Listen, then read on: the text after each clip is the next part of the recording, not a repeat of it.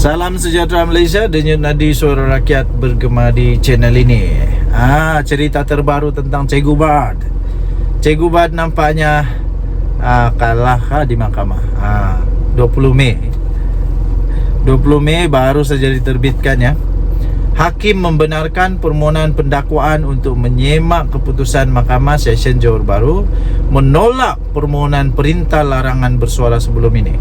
Mahkamah Tinggi keluar perintah larangan bersuara kepada Cikgu Bad. Mahkamah Tinggi Johor Bahru mengeluarkan perintah larangan bersuara kepada ahli jawatan kuasa penerangan bersatu, iaitu Badrul Hisham Shaharin atau Cikgu Bad, daripada mengeluarkan sebarang kenyataan atau komen berhubung isu kasino di Forest City. Berita Harian melaporkan Hakim Abu Bakar Qatar membuat keputusan itu selepas membenarkan permohonan pendakwaan untuk menyemak keputusan Mahkamah Session yang menolak permohonan perintah sama sebelum ini. Beliau mendapati perintah ditolak Hakim Mahkamah Session gagal menimbangkan keseluruhan senario kes membabitkan responden yang didakwa atas dua kesalahan berasingan di Mahkamah Session Kuala Lumpur, membabitkan kes hasutan dan fitnah terhadap yang di-Pertuan Agong. Ini memang kes berat. Kebetulan pula isu ini berada di Johor. Kebetulan pula Agong kita adalah dari Johor. Jadi memang kau lah kali ini kena Cikgu Bad kalau dia kalah. Jika perintah larangan bersuara tidak dibenarkan, katanya kedudukan yang di Pertuan Agong sebagai ketua negara tidak wajar untuk mencemar duli bagi menjawab isu yang ditimbulkan dalam media sosial. Responden telah diberi jaminan bagi kes-kes di Mahkamah Session di Kuala Lumpur dan Johor Bahru. Dalam keadaan ini, responden bebas menggunakan media sosial membuat hantaran atau komen berkaitan kes ini, kata Hakim ketika membaca keputusannya. Disinilah Hakim Mahkamah Session gagal menimbangkan risiko nyata dan besar untuk responden mengulangi hantaran hasutan yang sama terhadap yang di Pertuan Agong sekiranya perintah larangan bersuara itu tidak diberikan. Mahkamah ini berpendapat bahawa perkara 10 Perlembagaan Persekutuan yang memberikan kebebasan kepada responden untuk bersuara bukannya hak yang mutlak. Hak bersuara ini tertakluk kepada sekatan undang-undang. Responden tidak perlu menggunakan media sosial untuk mempertahankan haknya atas pertuduhan yang dihadapinya. Responden akan mendapat perbicaraan adil sebagaimana dijamin dalam perkara 5/1 Perlembagaan Persekutuan.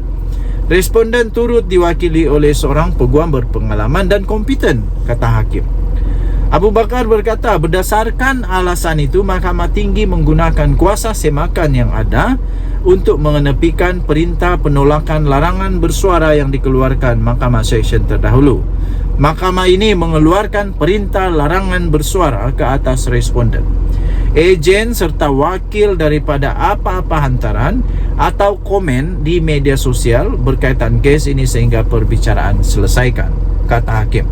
Pada 30 April yang lalu, Cikgu Bad mengaku tidak bersalah di Mahkamah Session Johor Bahru atas pertuduhan mengeluarkan penerbitan menghasut berhubung projek kasino di Forest City menerusi media sosial.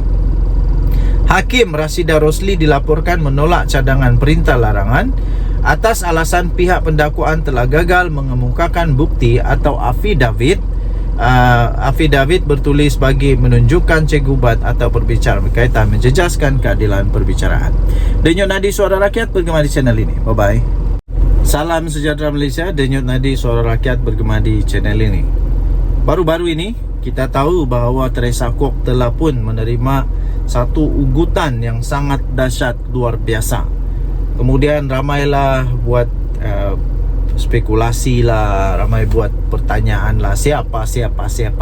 Akhirnya hari ini 20 Mei 2024, itu kemarin agaknya, hari inilah 20 Mei 2024, akhirnya Taqiyuddin Hasan tampil bagi pihak PAS untuk menyatakan pendirian mereka Dan ini pada saya amat bagus, walaupun mungkin mengejutkan, tapi agak bagus untuk menyatakan bahawa PAS tidak terlibat dalam kejadian itu. PAS solidariti dengan Teresa Kwok dan mengutuk ugutan bunuh tersebut 20 Mei daripada FMT. PAS menuntut siasatan dan pendakwaan disegerakan. Memandangkan kes-kes keganasan dan merosakkan itu kerap berlaku ketika ini. PAS menyatakan solidariti parti itu terhadap ahli Parlimen Seputih Teresa Kwok dan mengutuk sekeras-kerasnya ugutan bunuh terhadap pimpinan DAP itu, pemimpin DAP itu. Setiausaha Agung PAS sendiri, iaitu Taqiyuddin Hasan, berkata Kwok berhak mendapat semua perlindungan yang disediakan di bawah undang-undang daripada sebarang perbuatan jenayah dan bertentangan dengan undang-undang.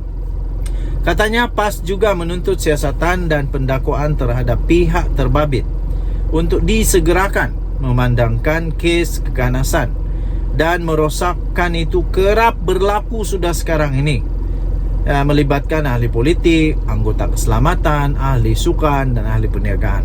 Beliau berkata, Teresa sebagai wakil rakyat dan juga ahli parlimen berhak untuk mendapatkan semua perlindungan yang disediakan di bawah undang-undang negara.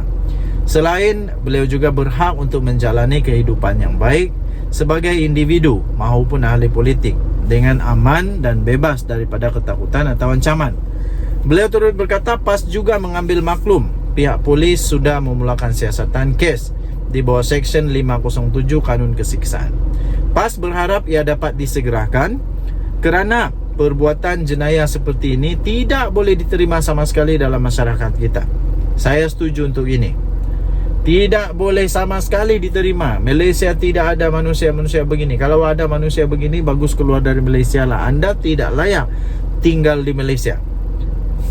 Beliau berkata PAS menggesa semua pihak untuk sentiasa mematuhi undang-undang dan menjunjung budaya aman, menolak semua perbuatan atau kecenderungan yang boleh menggugat kesejahteraan serta keselamatan individu dan masyarakat tanpa mengira warna kulit, kepercayaan serta pegangan politik. Menurutnya, masyarakat mempunyai peranan sangat penting bagi memastikan keamanan dan ketertiban sosial dalam negara sentiasa terjamin serta dinikmati semua pihak.